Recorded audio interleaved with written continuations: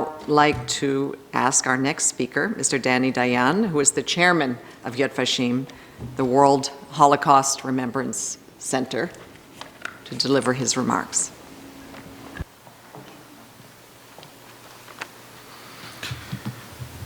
Dear Holocaust survivors and their families, Secretary General Guterres, Ambassador Dayan, Excellencies, honored dignitaries and friends.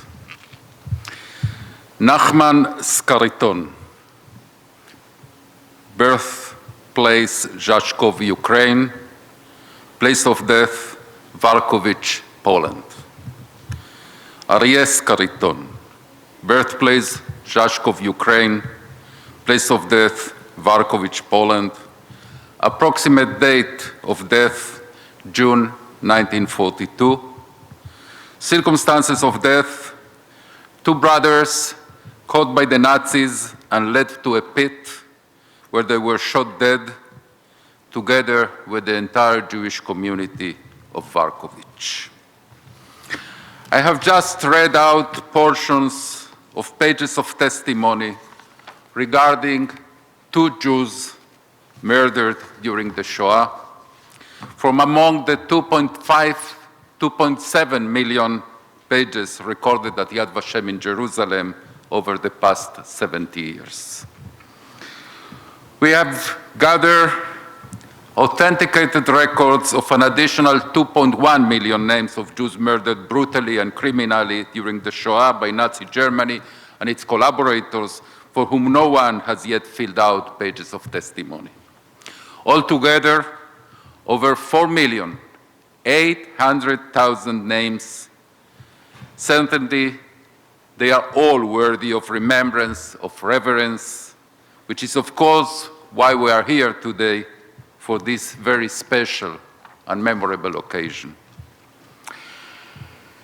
But the two names that I just read out to you, Aryeh and Nachman Skariton, and the story of their murder in Warkowicz is particularly meaningful to me.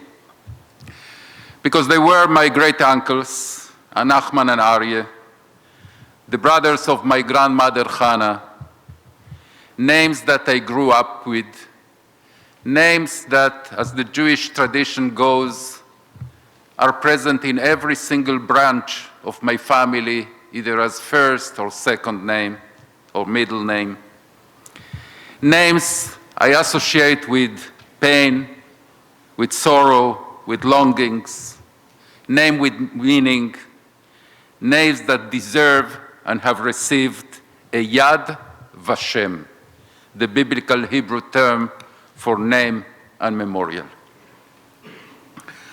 So when I searched with my very hands and eyes for my uncles' names and found them in Yad Vashem's original book of names at our Shoah exhibit in Auschwitz-Birkenau in June of last year, I knew that the deeply moving experience I had there of search for and discovery of the name of individual victims of the Shoah as part of a vast compilation of the many millions of my murdered fellow Jews was an experience that must be made possible for any person, anywhere, of any nation, community, or faith, who, like me, like you, seek to connect with the crucial, deeply significant story of the Shoah.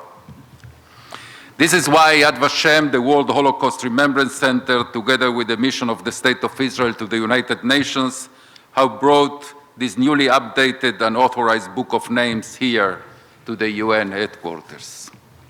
And why my distinguished friend, Secretary General Guterres, decided graciously and insightfully to accept the proposal that I brought to him to inaugurate this new book of names here of all places, and now of all times, on the eve of the International Day of Commemoration in memory of the victims of the Holocaust.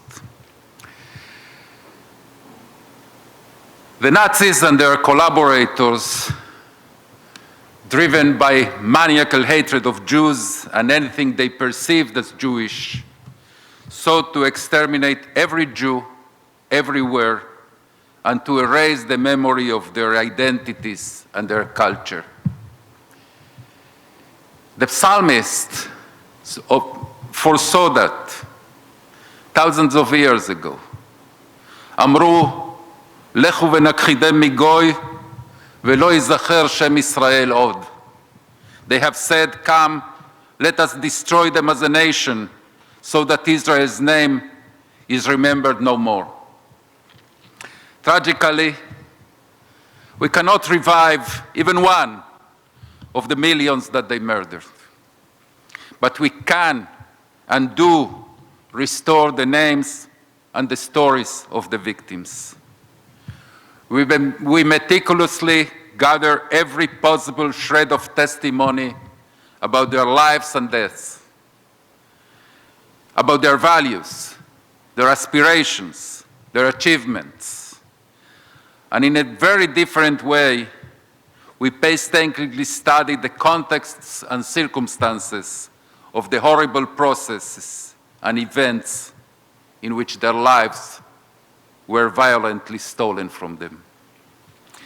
We do this because the victims deserve no less, but also because we sense that by recording, studying, and teaching their names and stories, we are helping to prevent horrors that even remotely might resemble the Shoah.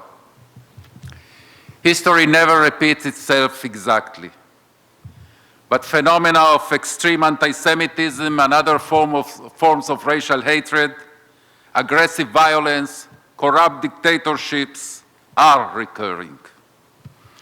To combat and overcome them, we can and must learn from the Shoah. And we start that by faithfully and accurately remembering its victims. That is why the Book of Names is here in the United Nations today, and why it is so significant. I wish to thank the benefactors and hosts, and appreciate the historical experts and creative designers that made this project possible. Thank you. Thank you, Mr. Dayan.